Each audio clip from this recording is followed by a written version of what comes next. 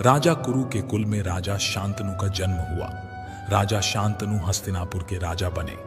राजा शांतनु को गंगा बहुत पसंद आती है, इसीलिए वो उनसे विवाह करने के लिए बोलते हैं। गंगा ने शांतनु का प्रस्ताव स्वीकार कर लिया, लेकिन उन्होंने शांतनु से एक ही बात कही कि आप मुझसे कभी भी कोई सवाल नहीं पूछेंगे। चाहे मैं कुछ भी करूं, आप मुझे नहीं रोकेंगे। यदि आपने मुझसे कभी भी कोई भी सवाल किया तो मैं आपको छोड़कर चली जाऊंगी। राजा शांतनु ने गंगा को यह वचन दे दिया और गंगा से विवाह कर लिया। कुछ समय बाद गंगा ने अपने गर्भ से एक सुंदर पुत्र को जन्म दिया। जन्म के बाद गंगा अपने पुत्र को लेकर गंगा तट पर जाती है। गंगा को अपने पुत्र के साथ तट पर जाते देख शांतनु भी उनके पीछे चले जाते हैं, जहां गंगा स्वयं अपने पुत्र को अपने जल में डुबा देती है। शांतनु यह देख रहे थे, लेकिन शांतनु वचनबद्ध होने के कारण कुछ भी नहीं कर सके। ऐसे ही एक एक करके गंगा अपने गर्भ से जन्मे 7 पुत्रों को अपने जल में डुबा देती है। शांतनु तट पर चुपचाप खड़े होकर देखने के अलावा कुछ नहीं कर पाते। वो एक असहाय मछली की तरह तड़प रहे थे, क्योंकि गंगा के वचन का कांटा उनकी गर्दन में फंसा हुआ था। वे गंगा से कुछ नहीं पूछ सके। समय आने पर गंगा ने अपने 8वें पुत्र को जन्म दिया। गंगा अपने 8वें पुत्र को लेकर अपने जल में बहाने चली जाती है। फिर शांतनु भी गंगा के पीछे पीछे चल देते हैं। इस बार शांतनु ये सहन नहीं कर पाते और गंगा को ऐसा करने से रोकते हैं। गंगा बोलती है, आप वचनबद्ध हैं महाराज। जवाब में शांतनु कहते हैं कि जिसने तुम्हें वचन दिया था वो तो चक्रवर्ती सम्राट था, लेकिन जो तुम्हें रोक रहा है वो एक पिता है। तुमने एक एक करके मेरे पुत्रों को मार डाला है, लेकिन अब मैं इस 8वें पुत्र को मरने नहीं दूंगा। तुम्हें बताना होगा कि मेरे पुत्रों को जल में क्यों बहा देती हो। तब गंगा कहती हैं कि ये 8 पुत्र 8 वासु थे, जिन्हें पिछले जन्म में ऋषि वशिष्ठ ने मनुष्य रूप में जन्म लेने का श्राप दिया था, लेकिन मैंने इनको जल में बहाकर इनको श्राप से मुक्ति दिला दी है।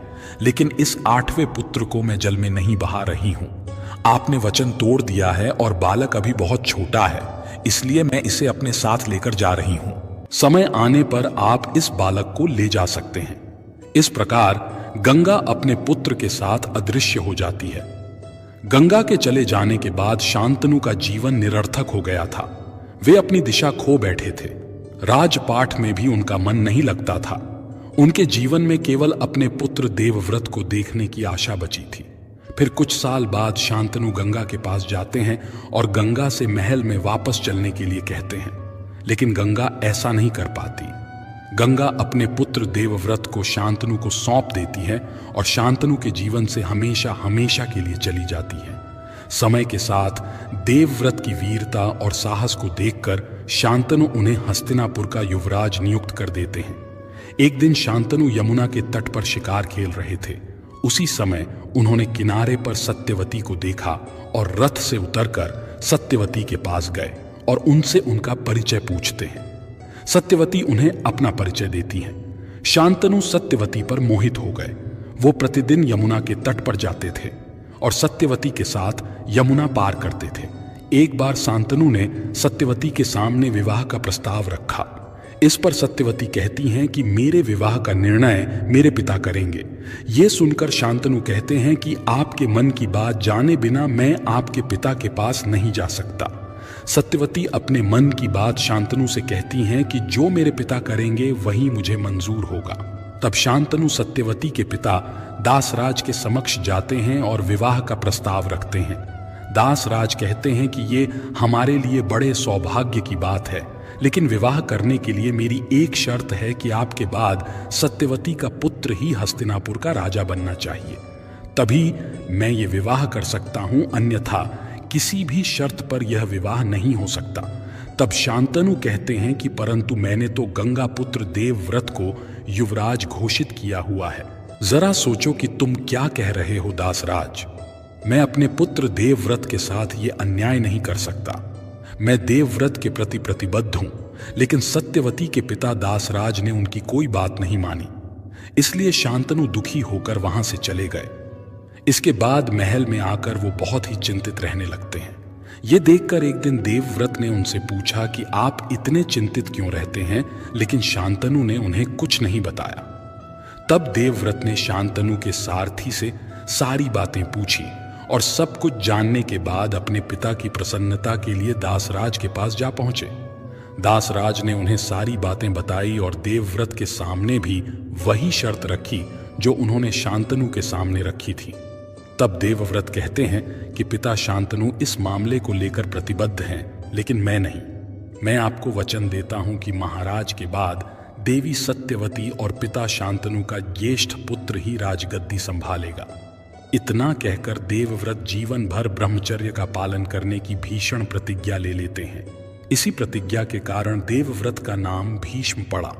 इसके बाद शांतनु ने भीष्म को वरदान दिया कि जब तक उनकी इच्छा नहीं होगी तब तक वो मृत्यु लोक को नहीं छोड़ेंगे। जब तक चाहे तब तक जीवित रहेंगे।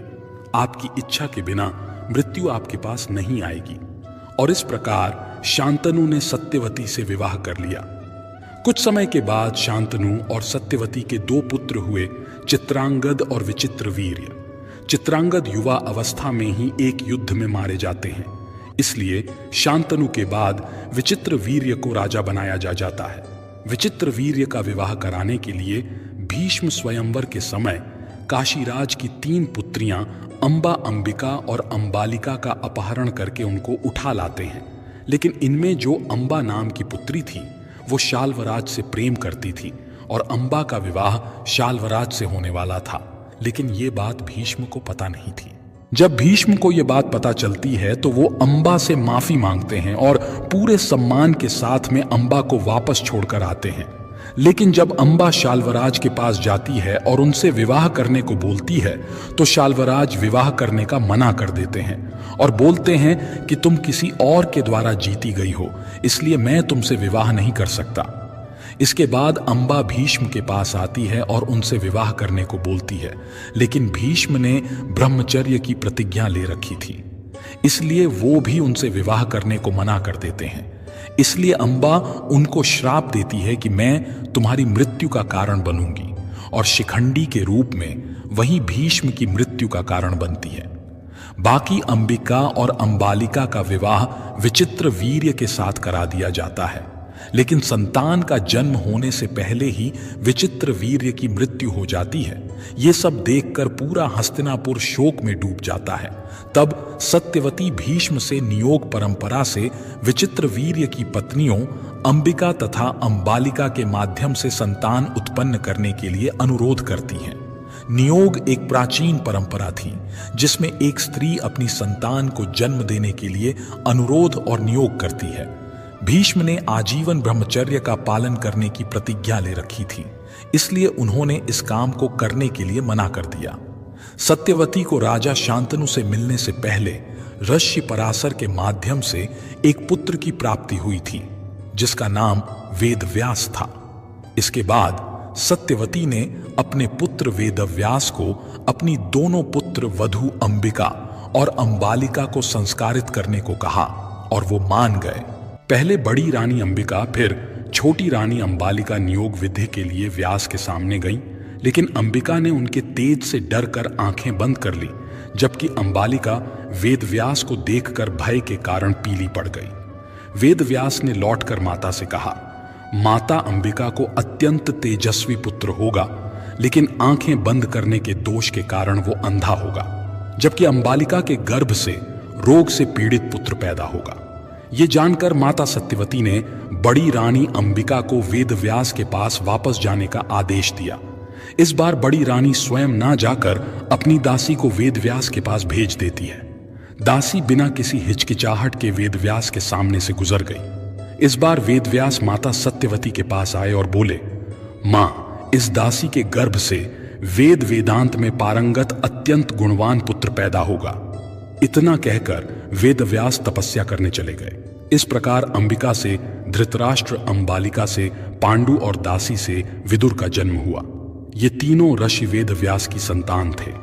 नियम के अनुसार धृतराष्ट्र को हस्तिनापुर का राजा बनाना था, क्योंकि वो सब में बड़े थे, लेकिन धृतराष्ट्र के अंधे होने की वजह से विदुर ने इस बात पर आपत्ति जताई और पांडु को राजा बनाया गया।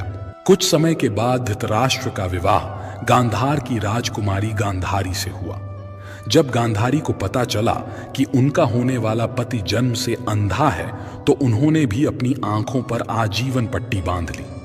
इस घटना को जानकर गांधार के राजकुमार और गांधारी के भाई शकुनी ने अपनी बहन और अपने राज्य का अपमान समझा और इसका प्रतिशोध लेने की कसम खाई और शकुनी ने कुरुवंश को नष्ट करने की सौगंध खाई। पांडवों और कौरवों के बीच दुश्मनी की आग जलाने में शकुनी ने सबसे महत्वपूर्ण भूमिका निभाई थी।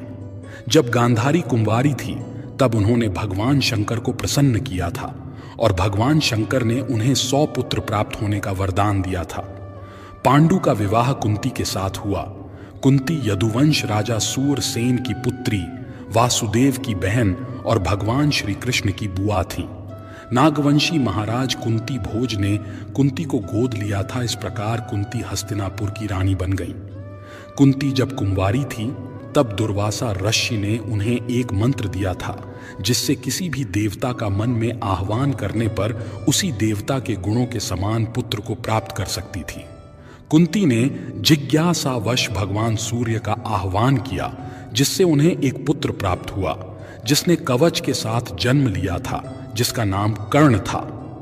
कुंती कुंवारी अवस्था में पुत्र को प्राप्त करके भयभीत हो गई थी, इसलिए उन्होंने उस पुत्र को गंगा में बहा दिया। जब कर्ण गंगा में बहते हुए जा रहे थे तब भीष्म के सारथी अधिरथ और अधिरथ की पत्नी राधा ने उन्हें देख लिया और कर्ण को उन्होंने गोद ले लिया और उसका लालन पालन किया। अपनी माता के नाम पर उन्हें राधे नाम से भी जाना जाता है। कर्ण का विवाह वैशाली नामक कन्या से हुआ। अपने राज्य का विस्तार करने के लिए पांडु ने मद्र की रानी माधवी से विवाह किया ताकि वो मद्र की जहांगीर को सुरक्षित कर सके। एक बार शिकार करते समय पांडु ने ऋषिकंडम और उनकी पत्नी पर सहवास करते समय बाण चला दिया जिससे उनकी मृत्यु हो गई। मरते समय उन्होंने राजा पांडु को श्राप दिया कि यदि वो कभी भी अपनी पत्नी के साथ सहवास करेगा तो उसकी भी मृत्यु हो जाएगी। तब राजा पांडु बहुत दुखी हो गए और संतान प्राप्त करने के विषय में सोच लगे। तब कुंती ने उन्हें ऋषि दुर्वासा के वरदान के बारे में बताया जिसका उपयोग करते हुए धर्मराज से युधिष्ठिर, पवन देव से भीम और इंद्रदेव से अर्जुन का जन्म हुआ।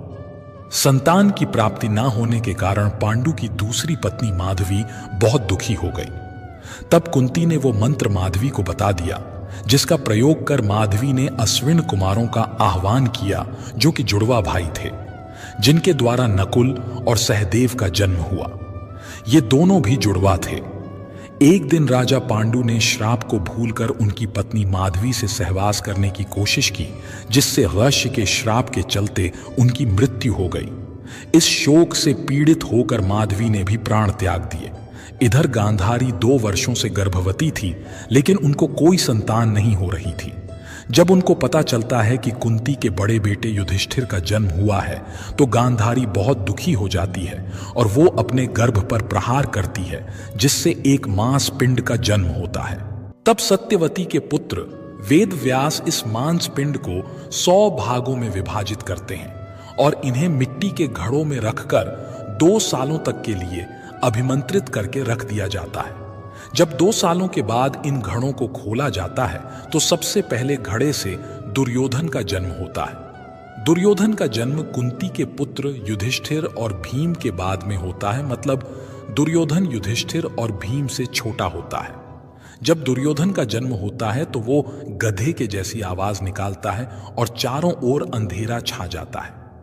तब वेदव्यास सत्यवती और भीष्म भविष्यवाणी से ये जान लेते हैं कि गांधारी की पहली संतान वंश के लिए हानिकारक है, इसलिए वो उनसे कहते हैं कि इसे गंगा नदी में छोड़ दिया जाए या इसे मार दिया जाए। लेकिन धृतराष्ट्र और गांधारी ऐसा करने से मना कर देते हैं। इसके बाद दुशासन का जन्म होता है और इसी प्रकार 99 भाई और एक पुत्री दुशला का जन्म होता है। दुशला का विवाह राजा जयद्रथ से होता है। पांडवों में सबसे पहले भीम का विवाह होता है। वन यात्रा के दौरान उनका विवाह हिडिंबा नाम की राक्षसी से होता है जिससे उन्हें एक पुत्र होता है जिसका नाम घटोत्कच होता है। राक्षस कुल का होने के कारण हिडिंबा और घटोत्कच वन में ही रहते हैं। युद्ध के दौरान घटोत्कच की मृत्यु हो जाती है इस प्रकार पांडवों के अन्य पुत्रों का जन्म हुआ। कृपाचार्य पांडवों और कौरवों के कुल गुरु थे।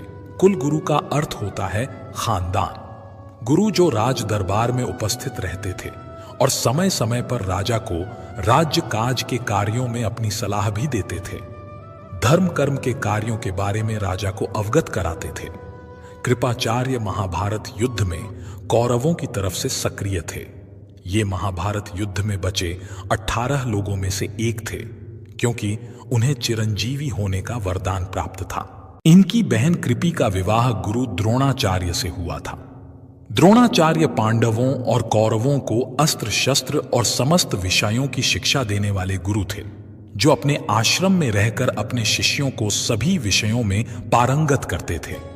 अश्वत्थामा गुरु द्रोणाचार्य के पुत्र थे। अश्वत्थामा को भगवान शिव का अंश माना जाता है। आइए अब जानते हैं महाभारत के चौंकाने वाले रहस्यों को। पहला, महाभारत युद्ध में भोजन बनाने का रहस्य। महाभारत युद्ध की शुरुआत में जीतने वाले लोगों के लिए खाना बनता था। उसके अगले दिन सैनिकों की मृत्यु होती थी, लेकिन खाना बनाने वाले को कैसे पता चलता था कि आज कितने लोगों का खाना बनाना है? तथा इसके साथ ही एक रोचक तथ्य यह भी है कि सैनिकों के लिए बना हुआ खाना कभी भी व्यर्थ नहीं जाता था और ना ही कभी कम पड़ता था। चलिए जानते हैं कि इसके पीछे का रहस्य क्या था। महाभारत के युद्ध के दौरान प्रतिदिन लाखों लोगों के लिए युद्ध भूमि के पास ही लगे एक शिविर में भोजन बनता था। ऐसा माना जाता है कि युद्ध की शुरुआत के पूर्व संध्या पर लगभग 45 लाख से अधिक लोगों का भोजन बनता था, लेकिन इसके बाद प्रतिदिन जितने योद्धा मर जाते थे उतना खाना कम बनता था। युद्ध के दौरान सैनिकों के लिए खाना बनाने की व्यवस्था की जिम्मेदारी उडुपी के राजा को मिली थी। वो हर दिन शाम को श्री कृष्ण भगवान को भोजन कराते थे। तब श्री कृष्ण को भोजन कराते वक्त उन्हें पता चल जाता था कि कल कितने लोग मरने वाले हैं और कितने बचेंगे। ऐसा माना जाता है कि श्री कृष्ण प्रतिदिन उबली हुई मूंगफली या चावल खाते थे। उसी के आधार पर उडुपी के राजा को यह आभास हो जाता था कि कल कितने सैनिक युद्ध भूमि में मरेंगे तथा शाम को कितने लोगों के लिए खाना तैयार करना है। श्री कृष्ण जितनी मूंगफली खाते थे उससे ठीक 1000 गुना ज्यादा सैनिक अगले दिन युद्ध में मारे जाते थे। जैसे कि अगर वे 50 मूंगफली खाते थे तो राजा को अंदाजा हो जाता कि अगले दिन 50,000 योद्धा मारे जाएंगे। उसी हिसाब से उडुपी नरेश अगले दिन का भोजन तैयार करते थे। यही कारण था कि युद्ध के दौरान उतने ही लोगों का खाना बनता था जितने जिंदा बचे होते थे, तथा अन्न का एक भी दाना व्यर्थ नहीं जाता था। दूसरा, 18 का रहस्य कहते हैं कि महाभारत युद्ध में 18 संख्या का बहुत महत्व है। महाभारत की पुस्तक में 18 अध्याय हैं। कृष्ण ने कुल 18 दिन तक अर्जुन को ज्ञान दिया था। 18 दिन तक ही महाभारत का युद्ध चला। गीता में भी 18 अध्याय हैं। कौरवों और पांडवों की सेना भी कुल 18 अक्षौहिणी थी। भीष्म, द्रोण, कृपाचार्य, अश्वत्थामा, कृतवर्मा, श्री कृष्ण, युधिष्ठिर, भीम, अर्जुन, नकुल, सहदेव, द्रौपदी एवं विदुर, इस युद्ध में 18 योद्धा ही जीवित बचे थे। महाभारत ग्रंथ में कुल यह 18 पर्व हैं। ऋषि वेदव्यास ने भी 18 पुराणों की रचना की है। यहां सवाल ये उठता है कि सब कुछ 18 की संख्या में ही क्यों होता गया? क्या ये संयोग है या इसमें कोई रहस्य छुपा है? आपकी राय हमें कमेंट सेक्शन में जरूर बताएं। तीसरा, महाभारत का सबसे बड़ा विलेन शकुनी था। जी हां दोस्तों, सही सुना आपने। महाभारत में शकुनी ऐसे पात्र हैं जिनको महाभारत के महायुद्ध का विलेन और जिम्मेदार माना जाता है। शकुनी जानते थे कि महाभारत युद्ध में कौरवों की हार होगी, उसके बाद भी अपनी बहन के खानदान का सर्वनाश करवा दिया। शकुनी हमेशा से बुरे ख्यालों वाले व्यक्ति नहीं थे। वो अपनी बहन से बहुत प्रेम करते थे। शकुनी कभी नहीं चाहते थे कि उनकी बहन की शादी नेत्रहीन धृतराष्ट्र से हो, लेकिन भीष्म के दबाव की वजह से शकुनी को धृतराष्ट्र से अपनी बहन का विवाह करवाना पड़ता है। तब उसने कुरुवंश से बदला लेने के लिए कुरुवंश की जड़ को खोदना शुरू कर दिया, और जिसकी वजह से दुर्योधन ने कुरुवंश को कुरुक्षेत्र के महाभारत युद्ध में उतार दिया। शकुनी गांधार साम्राज्य के राजा थे।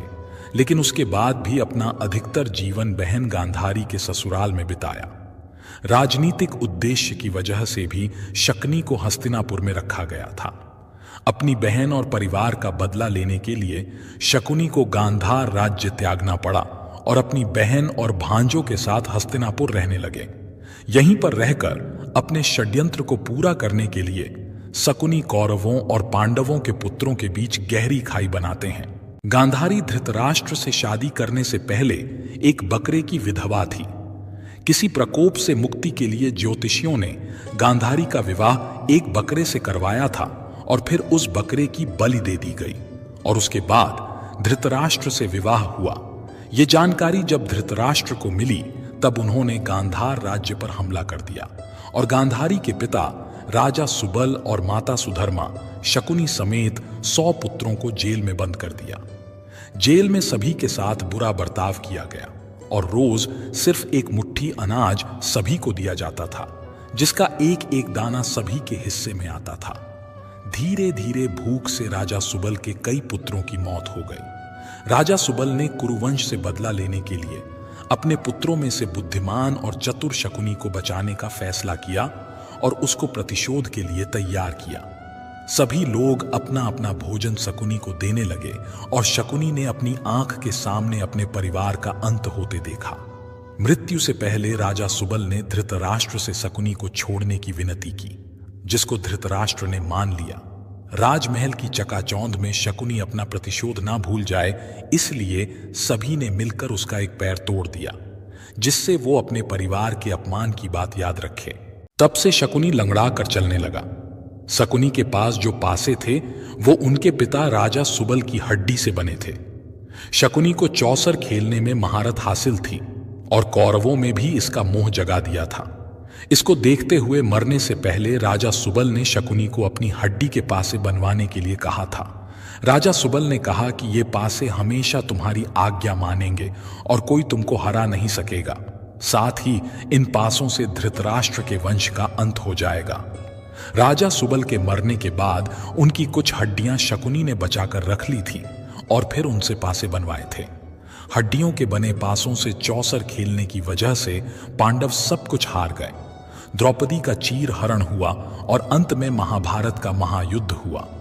महाभारत के युद्ध में शकुनी पांडव पुत्र और कौरव दोनों से नफरत करता था। पांडवों ने समय समय पर अनेक कष्ट दिए और कई अवसरों पर परेशान भी किया था। साथ ही शकुनी के पैर का भी मजाक उड़ाया था।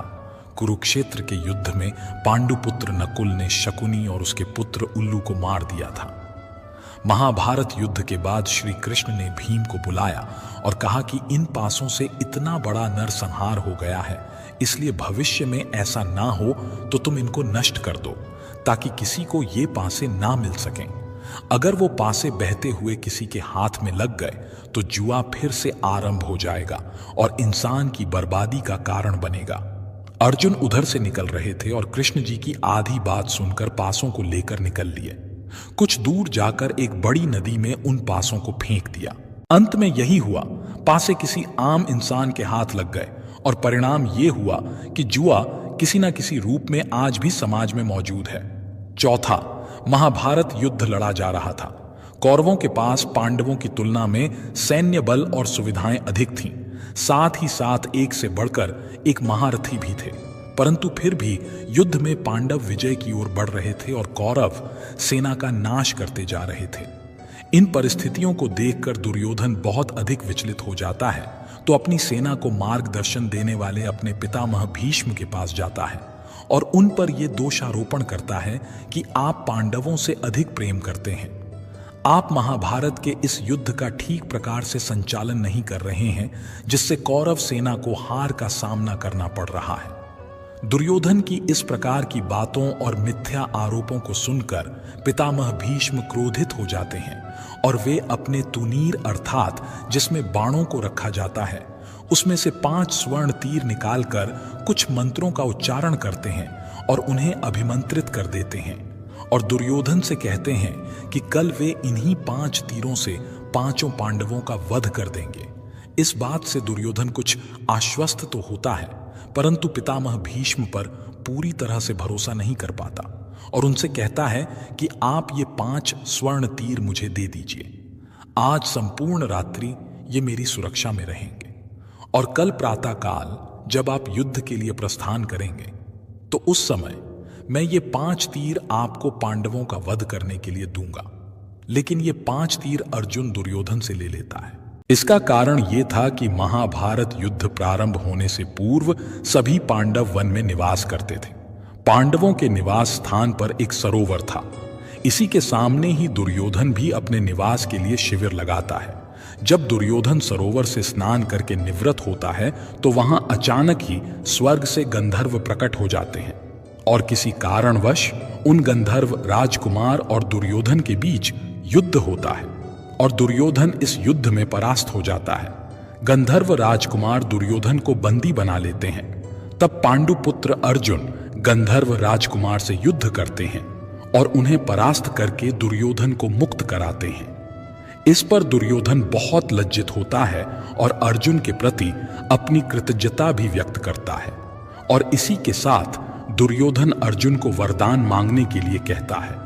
इस पर अर्जुन कहते हैं कि वे समय आने पर अवश्य ही कोई वरदान मांग लेंगे। बस यही वरदान वाली बात श्री कृष्ण अर्जुन को याद दिलाते हैं। भगवान श्री कृष्ण द्वारा इस बात को याद दिलाने पर अर्जुन उसी समय दुर्योधन के पास जाते हैं और अपने उस वरदान का स्मरण कराते हैं और वरदान स्वरूप उन 5 अभिमंत्रित स्वर्ण तीरों को मांगते हैं। अर्जुन की ये बात सुनकर दुर्योधन हतप्रभ रह जाता है, परंतु अपने वचन के कारण और क्षत्रिय धर्म का पालन करते हुए वो ये 5 अभिमंत्रित स्वर्ण तीर अर्जुन को वरदान स्वरूप दे देता है। इस प्रकार पांडवों के प्राणों की रक्षा होती है। इस प्रकार उन तीरों को अर्जुन को देने के पश्चात दुर्योधन पितामह भीष्म के पास जाते हैं और फिर से तीरों को अभिमंत्रित करने का आग्रह करते हैं, परंतु पितामह इसमें अपनी असमर्थता व्यक्त करते हैं और तीरों को दोबारा अभिमंत्रित नहीं कर पाते। सोचो, यदि दुर्योधन इन तीरों को बचा लेता तो आज महाभारत का इतिहास कुछ और ही होता। 5वां, ऐसा कहा जाता है कि जब पांडवों के पिता महाराज पांडु की मृत्यु होने वाली थी तो उन्होंने अपने पुत्रों से उनका मस्तिष्क खाने को कहा ताकि उनके पास जो भी ज्ञान है वो किसी एक पुत्र को प्राप्त हो सके। परंतु इस बात पर सहदेव के अलावा किसी भी पांडु पुत्र का ध्यान नहीं जाता है और फिर पांडु पुत्र सहदेव अपने पिता पांडु का मस्तिष्क खाते हैं। जैसे ही वो मस्तिष्क का पहला निवाला ग्रहण करते हैं उन्हें इस बात का पता चलता है कि ब्रह्मांड में क्या क्या घटनाएं हो रही हैं। दूसरे निवाले को ग्रहण करने पर उसे वर्तमान का ज्ञान प्राप्त होता है और तीसरे निवाले के साथ वे भविष्य में घटित होने वाली घटनाओं के बारे में जान लेते हैं। पांडुपुत्र सहदेव जिसने अपने पिता का मस्तिष्क खाया था उसे न केवल भविष्य देखने की शक्ति प्राप्त थी बल्कि ज्योतिष विज्ञान में भी उसे बहुत महारत प्राप्त थी। इसी कारण शकुनी दुर्योधन को सहदेव के पास जाकर युद्ध प्रारंभ करने का शुभ मुहूर्त जानने को कहते हैं ताकि इस युद्ध में कौरवों की विजय सुनिश्चित हो सके। हालांकि ये बात पांडवों के लिए अच्छी नहीं थी, फिर भी सहदेव दुर्योधन को मुहूर्त के बारे में संपूर्ण जानकारी देते हैं। छठा जीवन के अंतिम क्षणों में भी कर्ण की दानवीरता और महानता के दर्शन महाभारत युद्ध में जब अर्जुन कर्ण का वध कर देते हैं तो कर्ण भूमि पर गिर जाते हैं और अपनी अंतिम सांस लेते हैं। तब भगवान श्री कृष्ण महारथी कर्ण की अंतिम परीक्षा लेने का निश्चय करते हैं। वो ब्राह्मण का वेश धारण करके महारथी कर्ण के समक्ष जाते हैं और उनसे स्वर्ण का दान मांगते हैं।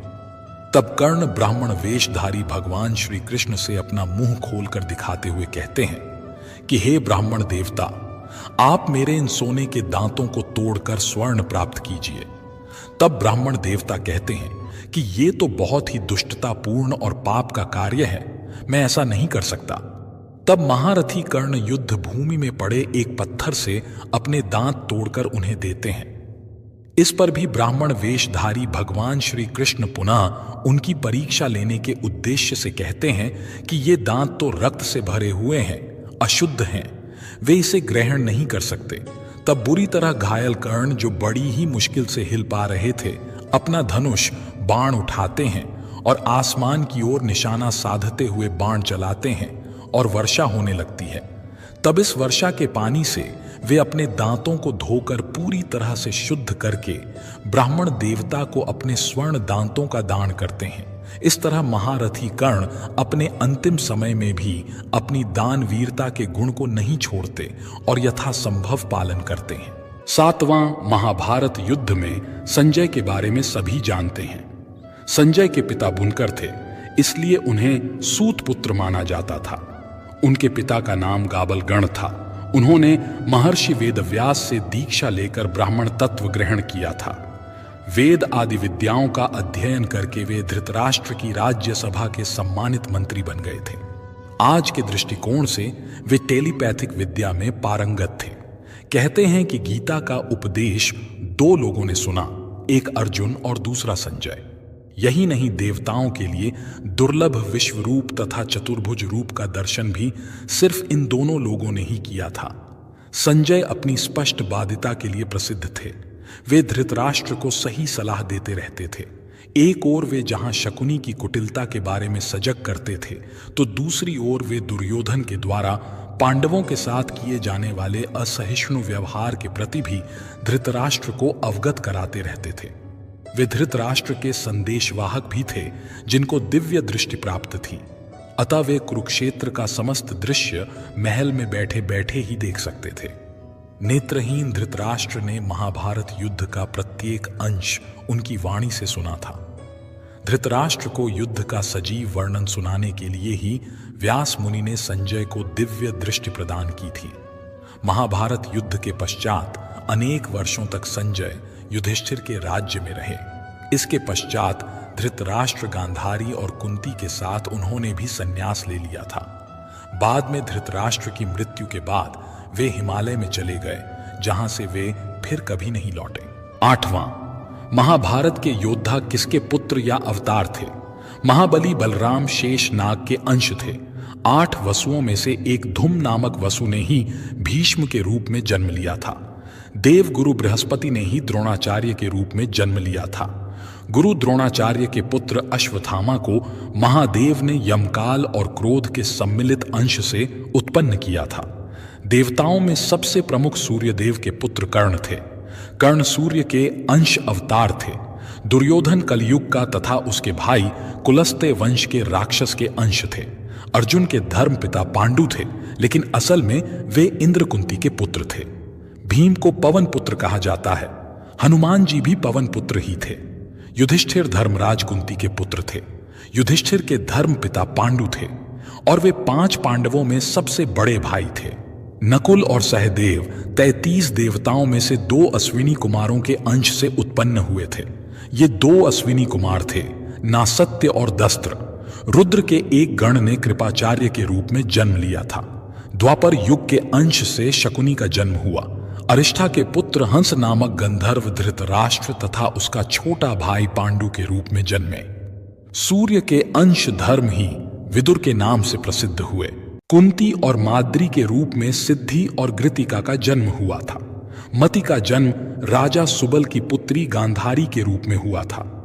राजा रुक्मिणी के रूप में लक्ष्मी जी व द्रौपदी के रूप में इंद्राणी उत्पन्न हुई थी। अभिमन्यु चंद्रमा के पुत्र वर्चा का अंश था। मरुद गण के अंश से द्रुपद, कृतवर्मा व विराट का जन्म हुआ था। अग्नि के अंश से धृष्टद्युम्न व राक्षस के अंश से शिखंडी का जन्म हुआ था। विश्वदेवगण द्रौपदी के 5 पुत्र प्रतिबंध, सुत, सोम, श्रुत, कीर्ति, सतानी, शरद सेव के रूप में पैदा हुए थे। दानवराज विप्रचित्ति, जरास व हिरण्यशिपु शिशुपाल का अंश था। कालनेमी दैत्य ने ही कंस का रूप धारण किया था। इंद्र की आज्ञा अनुसार अप्सराओं के अंश से ही 16,000 स्त्रियां उत्पन्न हुई थीं।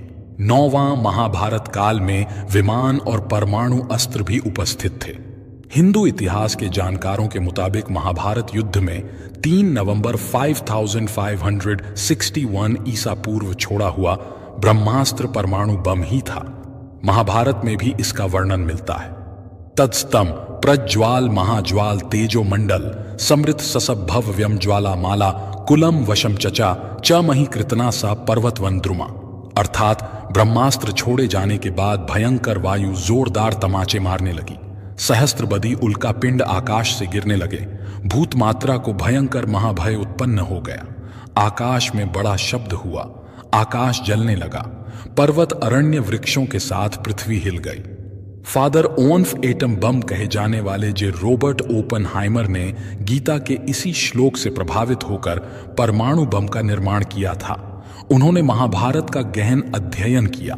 उन्होंने महाभारत में बताए गए ब्रह्मास्त्र की संहारक क्षमता पर शोध किया और अपने मिशन को नाम दिया ट्रिनिटी अर्थात त्रिदेव। शोध कार्य के बाद विदेशी वैज्ञानिक मानते हैं कि वास्तव में महाभारत में परमाणु बम का प्रयोग हुआ था।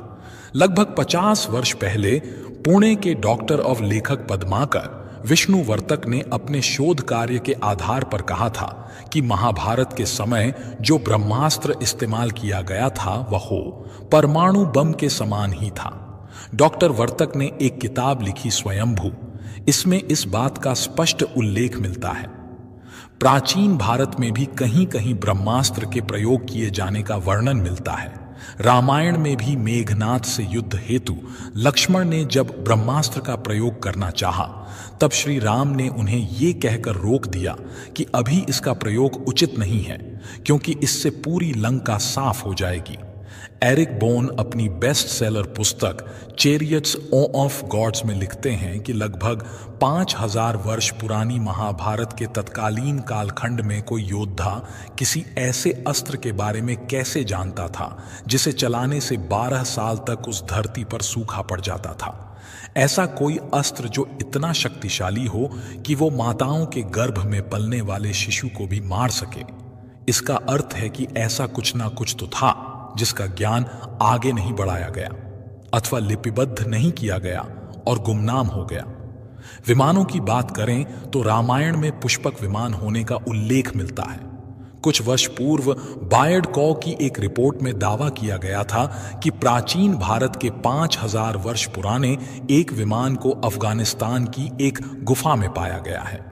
कहा जाता है कि यह विमान एक टाइम बेल में फंसा हुआ है, जिसके कारण ये अभी तक सुरक्षित बना हुआ है। यहां इस बात का उल्लेख करना समुचित होगा कि टाइम बेल इलेक्ट्रोमैग्नेटिक शोक बेवस से सुरक्षित क्षेत्र होता है और इस कारण से इस विमान के पास जाने की चेष्टा करने वाला कोई भी व्यक्ति इसके प्रभाव के कारण गायब या अदृश्य हो जाता है। हालांकि इस खबर की पुष्टि नहीं की जा सकती है। ऐसा कहते हैं कि महाभारत के युद्ध में कौरवों की मित्रता दैत्यों से थी। दैत्यों ने उन्हें कुछ विमान दिए थे। कौरव सेना इसके माध्यम से आसमान से वार करती थी। ये भी जनश्रुति है कि सूर्य देव ने कर्ण को पुष्पक विमान दिया था। महाभारत की एक कथा के अनुसार अर्जुन और श्री कृष्ण एक उड़ने वाले विमान के माध्यम से इंद्रलोक जाते हैं। ये विमान जमीन और आसमान दोनों जगह चलता था। एक अन्य कथा के अनुसार जब इंद्रदेव छल के माध्यम से कर्ण से कवच और कुंडल मांग लेते हैं, कर्ण जब उन्हें वो दे देते हैं तो इंद्र अपने विमान से भागने लगते हैं। बीच रास्ते में एक आकाशवाणी होती है कि इंद्र तूने छल किया है, अतः तेरा यान यहीं भूमि में धंसा रहेगा जब तक कि तू कवच और कुंडल के बदले कर्ण को कुछ दे नहीं देता। ऐसे में इंद्र कर्ण को अमोघ अस्त्र देने का वचन देते हैं। तभी विमान आगे बढ़ता है। वे उसी विमान से लौटकर कर्ण को अमोघ अस्त्र देते हैं। प्राचीन भारत के शोधकर्ता मानते हैं कि रामायण और महाभारत काल में विमान होते थे, जिसके माध्यम से विशिष्ट जन एक स्थान से दूसरे स्थान पर सुगमता से यात्रा कर लेते थे। विष्णु, रावण, इंद्र, बाली आदि सहित कई देवी और देवताओं के अलावा मानवों के पास अपने खुद के विमान हुआ करते थे। विमान से यात्रा करने की कई कहानियां भारतीय ग्रंथों में भरी पड़ी हैं। यही नहीं, कई ऐसे ऋषि और मुनि भी थे जो अंतरिक्ष में किसी दूसरे ग्रह पर जाकर पुनः धरती पर लौट आते थे। यदि बात करें जहाजों की, तो महाभारत से पूर्व रामायण काल में नाव और जहाज होने का उल्लेख मिलता है। भगवान राम एक नाव में सफर करके ही गंगा पार करते हैं। पुष्पक विमान से वे श्रीलंका से अयोध्या लौटते हैं। दूसरी ओर संस्कृत और अन्य भाष्य के ग्रंथों में इस बात के कई प्रमाण मिलते हैं कि भारतीय लोग समुद्र में जहाज द्वारा अरब और अन्य देशों की यात्रा करते थे। महाभारत और उससे जुड़े ग्रंथों में यह उल्लेख मिलता है कि यमुना में बड़ी बड़ी नाव चलती थी। इन नावों के माध्यम से ही श्री कृष्ण और बलराम द्वारिका से मथुरा आते थे और मथुरा से द्वारिका जाते थे। बीच में उन्हें सरस्वती नदी में ही नावों से सफर करना होता था। प्राचीन काल में यमुना और सरस्वती नदी का स्वरूप अलग और विशालकाय था। भारत तीनों ओर से समुद्र से घिरा हुआ है। प्राचीन भारतीय लोगों ने समुद्र में यात्रा करने के लिए सर्वप्रथम नौका का निर्माण किया था। वैदिक युग के जनसाधारण की छवि नाविकों की है, जो सरस्वती घाटी सभ्यता के ऐतिहासिक अवशेषों के साथ मेल खाती है। भारत के प्राचीनतम ग्रंथ ऋग्वेद में जहाज और समुद्र यात्रा के अनेक उल्लेख मिलते हैं। याज्ञवल्क्य संहिता, मार्कंडेय पुराणों में भी अनेक स्थलों पर जहाजों तथा समुद्र यात्रा संबंधित कथाएं और वार्ताएं हैं।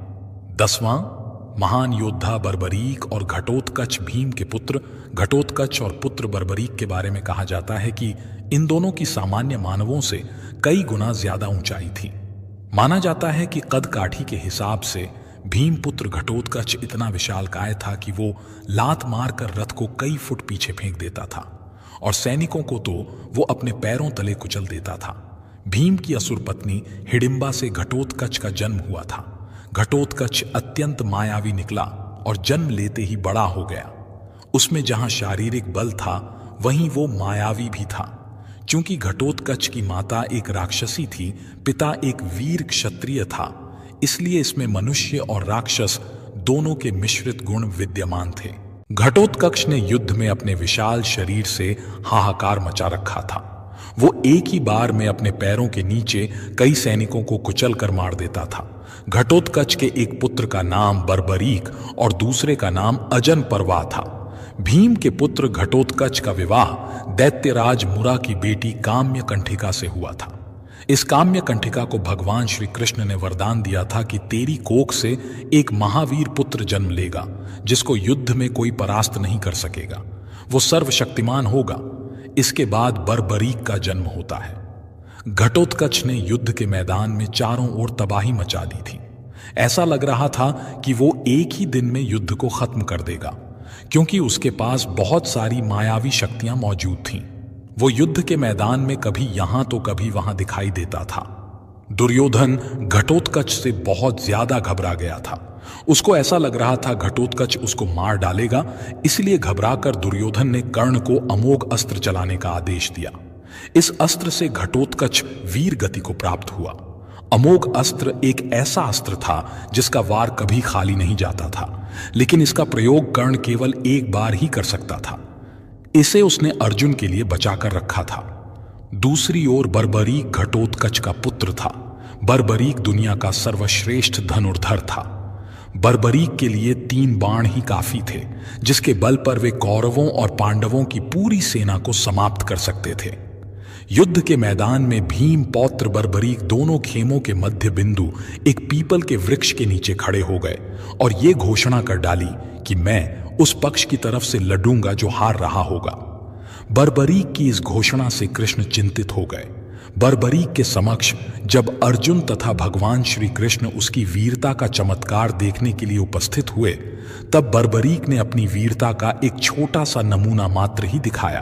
कृष्ण ने कहा कि ये जो वृक्ष है, इसके सारे पत्तों को एक ही तीर से छेद दो तो मैं मान जाऊंगा। बर्बरीक ने आज्ञा लेकर तीर को वृक्ष की ओर छोड़ दिया। जब तीर एक एक करके सारे पत्तों को छेदता जा रहा था, उसी दौरान एक पत्ता टूटकर नीचे गिर पड़ा। कृष्ण ने उस पत्ते पर यह सोचकर पैर रखकर उसे छुपा लिया कि यह छेद होने से बच जाएगा, लेकिन सभी पत्तों को छेदता हुआ वो तीर कृष्ण के पैर के पास आकर रुक गया। तब बर्बरीक ने कहा कि प्रभु, आपके पैर के नीचे एक पत्ता दबा हुआ है, कृपया करके पैर हटा लीजिए, क्योंकि मैंने तीर को सिर्फ पत्तों को छेदने की आज्ञा दे रखी है, आपके पैर को छेदने की नहीं। उसके इस चमत्कार को देखकर कृष्ण चिंतित हो गए। भगवान श्री कृष्ण ये बात जानते थे कि बर्बरीक प्रतिज्ञावश हारने वाले का साथ देगा। यदि कौरव हारते हुए नजर आए तो फिर पांडवों के लिए संकट खड़ा हो जाएगा, और जब पांडव बर्बरीक के सामने हारते नजर आए तो फिर वो पांडवों का साथ देगा। इस तरह वो दोनों ओर की सेना को एक ही तीर से खत्म कर देगा। तब भगवान श्री कृष्ण ब्राह्मण का भेष बनाकर सुबह बर्बरीक के शिविर के द्वार पर पहुंच गए और दान मांगने लगे। बर्बरी ने कहा, मांगो ब्राह्मण, क्या चाहिए? ब्राह्मण रूपी कृष्ण ने कहा कि तुम दे ना सकोगे। लेकिन बर्बरीक कृष्ण के जाल में फंस गए और कृष्ण ने उससे उसका शीश मांग लिया। बर्बरीक द्वारा अपने पिता महापांडवों की विजय हेतु स्वेच्छा के साथ शीश दान कर दिया। बर्बरीक के इस बलिदान को देखकर दान के पश्चात श्री कृष्ण ने बर्बरीक को कलयुग में स्वयं के नाम से पूजित होने का वर दिया। आज बर्बरीक को खाटू श्याम के नाम से पूजा जाता है। जहां कृष्ण ने उनका शीश रखा था उस स्थान का नाम खाटू है। खाटू श्याम के भक्त लोग कमेंट सेक्शन में जय खाटू श्याम जरूर लिख देना। नंबर 11, श्री कृष्ण महाभारत की प्रत्येक घटना को स्वयं ही संचालित करते हुए नजर आते हैं। दुर्योधन को माता के समक्ष नग्न जाने से रोकना, कर्ण के कवच कुंडल को इंद्र द्वारा दान में मांग लेना, बर्बरीक से दान में उसका शीश मांग लेना और युक्तिपूर्वक कर्ण, द्रोण और भीष्म को युद्ध में मरवा देना, ये सभी कृष्ण की नीति से ही संभव होता है। श्री कृष्ण के कारण ही ये युद्ध हुआ और उन्हीं ने इस युद्ध को पांडवों के पक्ष में विजित किया। भविष्यवाणी के अनुसार विष्णु को देवकी के गर्भ से कृष्ण के रूप में जन्म लेना था। उन्होंने अपने 8वें अवतार के रूप में द्वापर में भाद्रपद के कृष्ण पक्ष की रात्रि को जन्म लिया। महाभारत में एक से बढ़कर एक योद्धा थे जो शक्तिशाली होने के साथ ही विचित्र किस्म की सिद्धियों और चमत्कारों से संपन्न थे। श्री कृष्ण तो स्वयं भगवान विष्णु थे, लेकिन उनके समक्ष और सामने जो योद्धा लड़ रहे थे वे भी कम नहीं थे। सहदेव भविष्य में होने वाली हर घटना को पहले से ही जान लेते थे। वो जानते थे कि महाभारत होने वाली है और कौन किसको मारेगा, कौन विजय होगा। लेकिन भगवान कृष्ण ने उसे साफ मना कर दिया था कि अगर वो इस बारे में लोगों को बताएगा तो उसकी मृत्यु हो जाएगी। बर्बरीक दुनिया के सबसे सर्वश्रेष्ठ धनुर्धर थे। बर्बरी के लिए 3 बाण ही काफी थे, जिसके बल पर वे कौरवों और पांडवों की पूरी सेना को समाप्त कर सकते थे। लेकिन श्री कृष्ण ने उसे भी ठिकाने लगा दिया। महाभारत युद्ध में संजय वेद आदि विद्याओं का अध्ययन करके वे धृतराष्ट्र की राज्यसभा के सम्मानित मंत्री बन गए थे। आज के दृष्टिकोण से वे टेलीपैथ विद्या में पारंगत थे। गुरु द्रोणाचार्य के पुत्र अश्वत्थामा हर विद्या में पारंगत थे। वे चाहते तो पहले दिन ही युद्ध का अंत कर सकते थे, लेकिन श्री कृष्ण ने ऐसा कभी होने नहीं दिया। कृष्ण ये जानते थे कि पिता पुत्र की जोड़ी मिलकर ही युद्ध को समाप्त कर सकती है। कर्ण से यदि कवच कुंडल नहीं लेते, इंद्र द्वारा दिए गए अमोघ अस्त्र का प्रयोग घटोत्कच पर ना करते हुए अर्जुन पर करते, तो आज भारत का इतिहास और धर्म कुछ और ही होता। कुंती और वायु के पुत्र थे भीम, अर्थात पवन पुत्र भीम। भीम में 1000 हाथियों का बल था। युद्ध में भीम से ज्यादा शक्तिशाली उनका पुत्र घटोत्कच ही था और घटोत्कच का पुत्र बर्बरीक था। शांतनु और गंगा के पुत्र भीष्म का नाम देवव्रत था। उनको इच्छा मृत्यु का वरदान प्राप्त था। दुर्योधन का शरीर वज्र के समान कठोर था, जिसे किसी धनुष या अन्य किसी हथियार से छेदा नहीं जा सकता था, लेकिन उसकी जांघ श्री कृष्ण के छल के कारण प्राकृतिक रह गई थी। इसी कारण भीम ने उसकी जांघ पर वार करके उसकी जंघा तोड़ दी। जरासंध का शरीर 2 टुकड़ों में फाड़ने के बाद पुनः जुड़ जाता था।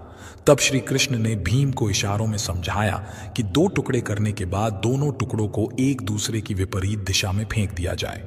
नंबर 12, महाभारत का युद्ध पांडव और कौरवों के बीच नहीं हुआ था। जी हां दोस्तों, आपको ये जानकर आश्चर्य होगा कि महाभारत में ना तो कौरवों ने युद्ध लड़ा और ना ही पांडवों ने। कौरव उसे कहते हैं जो कुरुवंश का हो। जब पांडु का कोई पुत्र था ही नहीं, तो कैसे 5 कुंती पुत्रों को पांडव कहेंगे। कौरव महाभारत में हस्तिनापुर नरेश, धृतराष्ट्र और गांधारी के पुत्र थे। ये संख्या में 100 थे तथा कुरु के वंशज थे। सभी कौरवों में दुर्योधन सबसे बड़ा था। लेकिन अब सवाल ये उठता है कि क्या सभी कौरव और पांडव कुरु के वंशज थे? यदि नहीं थे तो फिर वे किसके वंशज थे? दूसरा सवाल, यदि धृतराष्ट्र के पुत्र कौरव नहीं थे तो फिर कौरव कौन थे? नंबर 13, महाभारत के मृत या जीवित बचे योद्धा लाखों लोगों के मारे जाने के बाद लगभग 24-15 कौरव सैनिक लापता हो गए थे, जबकि महाभारत के युद्ध के पश्चात कौरवों की तरफ से 3 और पांडवों की तरफ से 15 यानी कुल 18 योद्धा ही जीवित बचे थे। माना जाता है कि महाभारत युद्ध में एकमात्र जीवित बचा कौरव युयुत्स था। इस युद्ध के प्रमुख सूत्रधार 18 थे, जिनके नाम इस प्रकार हैं: धृतराष्ट्र, दुर्योधन, दुशासन, कर्ण, शकुनी, भीष्म, द्रोण, कृपाचार्य, अश्वत्थामा, कृतवर्मा, श्री कृष्ण, युधिष्ठिर, भीम, अर्जुन, नकुल, सहदेव, द्रौपदी और विदुर। कुछ यादव युद्ध में और बाद में गांधारी के श्राप के चलते आपसी युद्ध में मारे गए।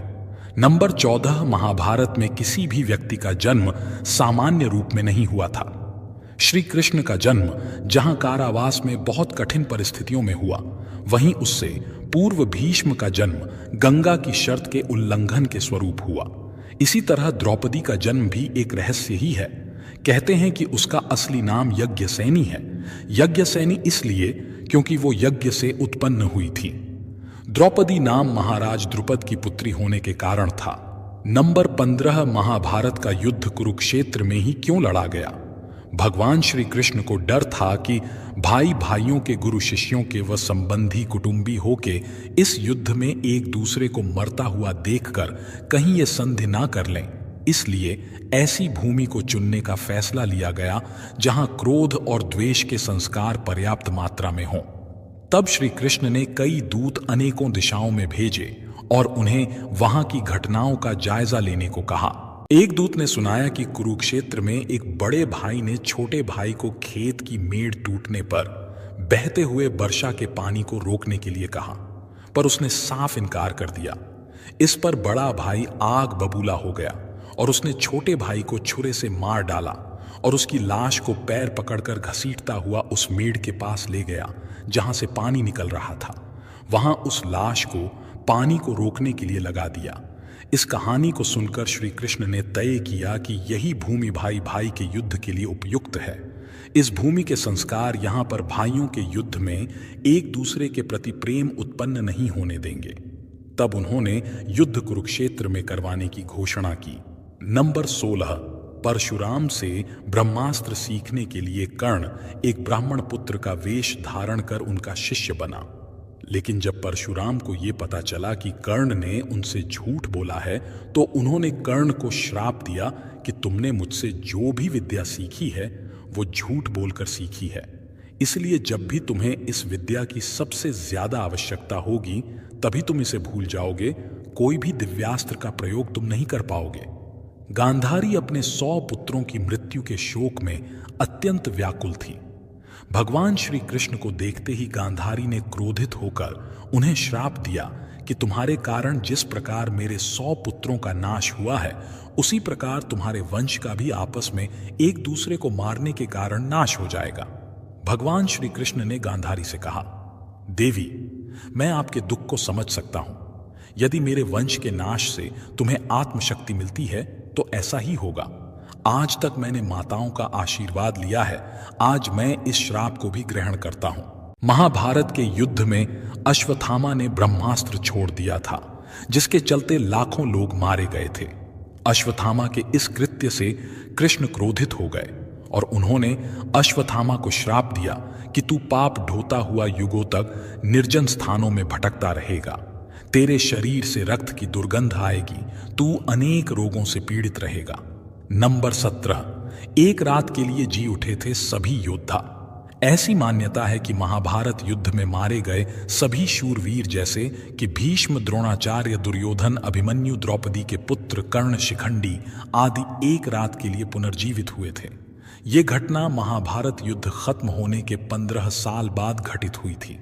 ये उस समय की बात है जब धृतराष्ट्र, कुंती, विदुर और गांधारी, संजय वन में रहते थे। एक दिन वन में उनसे मिलने युधिष्ठिर पधारे, तभी ये घटना घटी।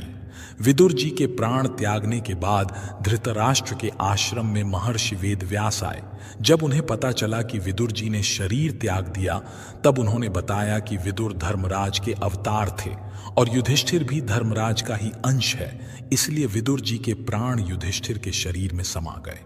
महर्षि वेदव्यास ने धृतराष्ट्र, गांधारी और कुंती से कहा कि आज मैं तुम्हें अपनी तपस्या का प्रभाव दिखाऊंगा। तुम्हारी जो इच्छा हो वो मांग लो।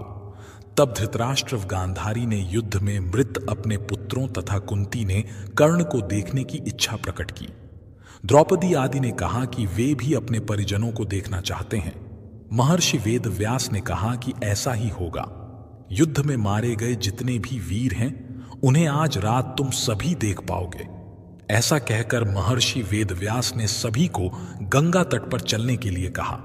महर्षि वेदव्यास के कहने पर सभी गंगा तट पर एकत्रित हो गए और रात होने का इंतजार करने लगे। रात होने पर महर्षि वेदव्यास ने गंगा नदी में प्रवेश किया और पांडव कौरव पक्ष के सभी मृत योद्धाओं का आह्वान किया। थोड़ी ही देर में भीष्म, द्रोणाचार्य, कर्ण, दुर्योधन, दुशासन, अभिमन्यु, धृतराष्ट्र के सभी पुत्र, घटोत्कच, द्रौपदी के 5 पुत्र, राजा द्रुपद, धृष्टद्युम्न, शकुनी, शिखंडी आदि वीर जल से बाहर निकल आए। उन सभी के मन में किसी भी प्रकार का अहंकार व क्रोध नहीं था। महर्षि वेदव्यास ने धृतराष्ट्र व गांधारी को दिव्य नेत्र प्रदान किए। अपने मृत परिजनों को देख सभी के मन में हर्ष छा गया। सारी रात अपने मृत परिजनों के साथ बिताकर सभी के मन में संतोष हुआ। अपने मृत पुत्र, भाई, पतियों और अन्य संबंधियों से मिलकर सभी का संताप दूर हो गया। इस प्रकार वह अद्भुत रात समाप्त हो गई। नंबर 18। आखिर युद्ध के बाद बचे हुए लोगों का क्या हुआ? युधिष्ठिर ने युद्ध के मैदान में ही सभी योद्धाओं का अंतिम क्रियाकर्म करवाया था। युद्ध के बाद श्राप के चलते श्री कृष्ण के कुल में भी आपसी युद्ध शुरू हुआ, जिसमें श्री कृष्ण के पुत्र आदि सभी मारे गए। बलराम ने यह देखकर समुद्र के किनारे जाकर समाधि ले ली। श्री कृष्ण को प्रभास क्षेत्र में एक बहेलिये ने पैर में तीर मार दिया, जिसे कारण बनाकर उन्होंने देह त्याग दी। बचे हुए लोगों ने कृष्ण के कहने के अनुसार द्वारिका छोड़ दी और हस्तिनापुर की शरण ले ली। यादवों और उनके भोज्य गण राज्यों का अंत होते ही श्री कृष्ण की बसाई द्वारिका सागर में डूब गई। धृतराष्ट्र और गांधारी ने पांडवों के साथ रहते रहते 15 साल गुजार दिए। तब एक दिन भीम ने धृतराष्ट्र व गांधारी के सामने कुछ ऐसी बातें कह दी जिसे सुनकर उनके मन में बहुत शोक हुआ और दोनों वन में चले गए। उनके साथ गांधारी, कुंती, विदुर और संजय भी वन में रहकर तप करने लगे। विदुर और संजय इनकी सेवा में लगे रहते थे और तपस्या किया करते थे। एक दिन युधिष्ठिर के वन में पधारने के बाद विदुर ने देह छोड़कर अपने प्राणों को युधिष्ठिर में समा दिया। फिर एक दूसरे दिन जब धृतराष्ट्र और अन्य गंगा स्नान कर आश्रम आ रहे थे, तभी वन में भयंकर आग लग गई। दुर्बलता के कारण धृतराष्ट्र, गांधारी व कुंती भागने में असमर्थ थे, इसलिए उन्होंने उसी अग्नि में प्राण त्यागने का विचार किया और वहीं एकाग्र चित्त होकर बैठ गए। इस प्रकार धृतराष्ट्र, गांधारी व कुंती ने अपने प्राणों का त्याग कर दिया। संजय हिमालय पर तपस्या करने चले गए। धृतराष्ट्र, गांधारी व कुंती की मृत्यु का समाचार जब महल में फैला तो हाहाकार मच गया। तब देवर्षि नारद ने उन्हें धैर्य बंधाया। युधिष्ठिर ने सभी का श्राद्ध कर्म करवाया और दान दक्षिणा देकर उनकी आत्मा की शांति के लिए संस्कार किए। तो दोस्तों, आज के वीडियो में बस इतना ही। मिलते हैं